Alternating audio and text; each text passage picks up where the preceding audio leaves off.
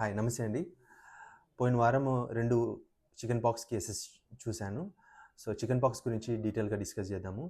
ఇది chicken pox అనేది viral disease. వారిసెల్లా zoster అనే వైరస్ ద్వారా కలుగుతుంది. హైలీ కంటేజియస్ అంటే ఈజీగా స్ప్రెడ్ అవుతుంది 1% టు పర్సన్. దీని లక్షణాలు ఎలా ఉంటాయంటే ఫీవర్‌తోని స్టార్ట్ అవుతుంది. సివియర్‌గా హెడేక్, బాడీ పెయిన్స్, ఇంకా ఆకలి లేకపోవడం, వామిటింగ్స్ రావడము.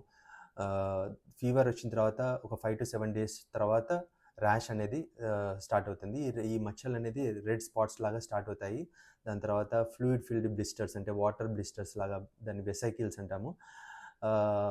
ఈ ర్యాష్ అనేది మెల్లిమెల్లిగా 2 వీక్స్ తర్వాత స్కాబ్ లాగా ఫామ్ అయిపోయి క్రస్ట్ అయిపోయి హీల్ అవుతుందన్నమాట. సో ఇది చిల్డ్రన్స్లో అంటే చిన్నపిల్లలలో మామూలు మైల్డ్ డిసీజ్ లాగానే ఉంటుంది. కానీ పెద్దవాళ్ళలో కానీ మరీ చిన్నపిల్లలు న్యూ బార్న్ బేబీస్లో, ఇంకా ఓల్డ్ ఏజ్ పాపులేషన్లో, ప్రెగ్నెంట్ లేడీస్లో, ఇమ్యూనిటీ తక్కువ ఉన్న వాళ్ళలో ఈ డిసీజ్ అనేది సివియర్గా మేనిఫెస్ట్ అవుతుంది. న్యూమోనియా రావచ్చు, బ్రెయిన్ ఇన్ఫెక్షన్ అవ్వచ్చు ఈ చికెన్ పాక్స్ వలన. సో ఈ చికెన్ పాక్స్ ఒకరి నుంచి ఒకరికి ఎలా స్ప్రెడ్ అవుతుంది అంటే ఈవెన్ ఫీవర్ స్టేజ్లో అంటే ర్యాష్ రాకముందు కూడా స్ప్రెడ్ అవ్వచ్చు.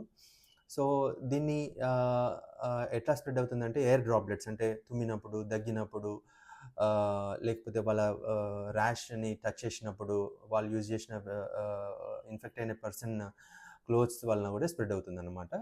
సో దీనికి ట్రీట్మెంట్ ఏంటి అంటే మెయిన్గా రెస్ట్ ఇవ్వడం, మంచిగా అడిక్వేట్గా ఫ్లూయిడ్స్ తీసుకోవడము, నార్మల్ డైట్, ఇంకా ఐసోలేషన్లో ఉండాలి ఎందుకంటే ఈజీగా స్ప్రెడ్ అయ్యే డిసీజ్ కాబట్టి. సో ఇది జనరల్గా మామూలుగానే ఎక్కువ సిమ్టమ్స్ ఉన్న వాళ్ళకి మనం యాంటీవైరల్స్ యూజ్ చేస్తాము. మన డాక్టర్ పర్యవేక్షణలో యాంటీవైరల్ మెడికేషన్ యూజ్ చేయాలి.